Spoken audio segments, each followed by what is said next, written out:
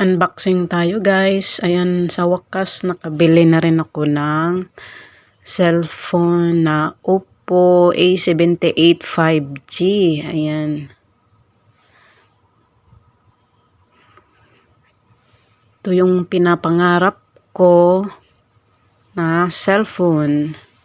Ayan, ipakita ko sa inyo kung ano yung kulay. Ayan, ito pala siya guys, mabilis siya mag-charge. Ang bilis niyang mag-charge, tapos matagal malubat at malinaw yung camera. Ito yung matagal ko ng guys, iniipunan. Sumali pa ako sa paluwagan. Oo, sumali ako sa paluwagan para makaipon. Ang bili ko nito guys ay 15,000. Kasi 5G ito at meron siyang 128 GB storage.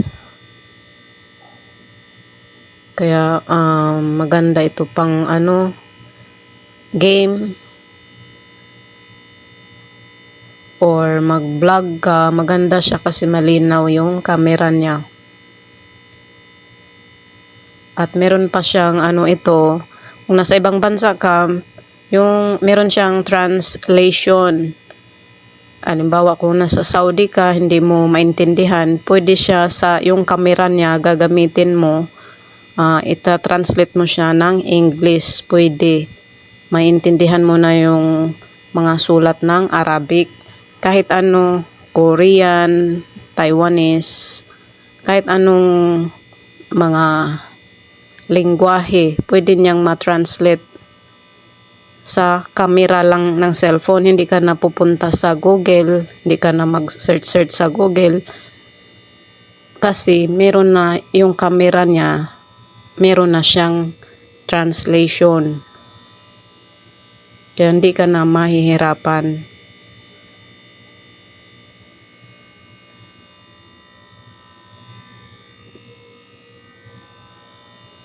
Yan ang kagandahan nitong Oppo A78 5G.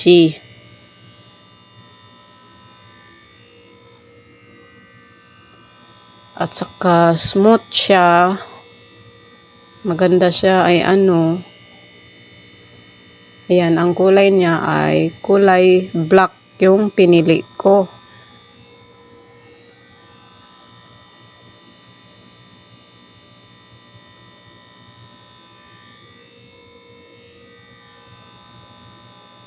Kasi yung pinalitan ko kasi yung cellphone ko, kasi yung cellphone ko dati ay 4G lang. Sobrang bagal talaga siya. Kaya nag-iipon talaga ako para makabili ako nitong cellphone na to.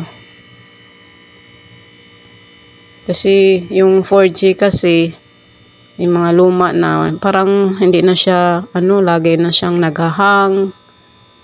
Mabagal yung internet.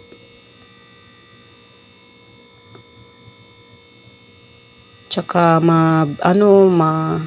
mabilis yung storage niya, mabilis mapuno. Kaya sinikapan ko talaga na makaipon para makabili itong cellphone na to. At sumali ako sa paluwagan nga. At nung nakasahod ako sa paluwagan, iyan ang binili ko na cellphone. Regalo ko sa sarili ko. Para naman may mapaglibangan. Ayan yung charger niya. Medyo malaki yung ng ulo ng charger niya. Hindi siya katulad sa yung sa Samsung kong na maliit lang yung charger niya. Ito medyo malaki yung ulo niya.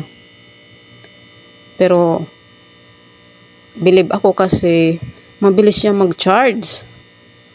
Kaka-charge mo lang, ang bilis niyang Hindi katulad sa iba na cellphone, ang tagal mag-charge. Ito, mabilis lang mapuno. Mag-full, tapos matagal pang malubat.